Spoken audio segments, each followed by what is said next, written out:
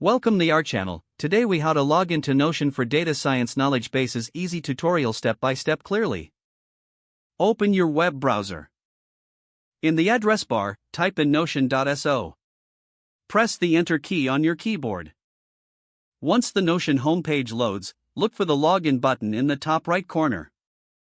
Click on the login button. You will see options to log in with different methods. If you already created an account with email, after entering your email, click on the Continue button. You will receive a login link sent to your email inbox. Open your email application and locate the email from Notion.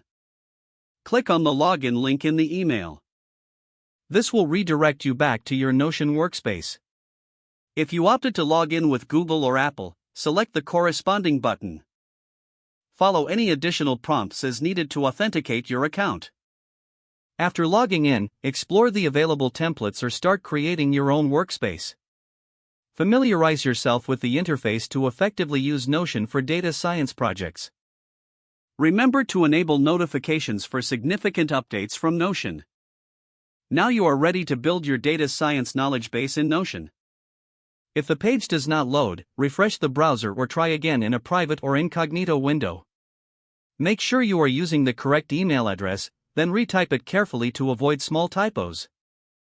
If your password is not accepted, use the reset option and create a new strong password you can remember. Check your spam folder for verification or security emails, then complete any requested confirmation steps.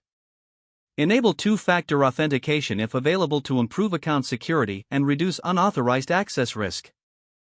After signing in, review your profile details so your contact information and settings are accurate and current.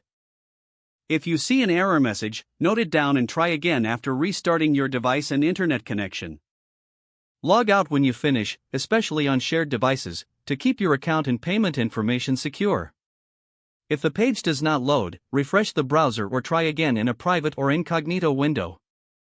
Make sure you are using the correct email address, then retype it carefully to avoid small typos. Don't forget to like this video and subscribe to our channel for more step-by-step tech guides.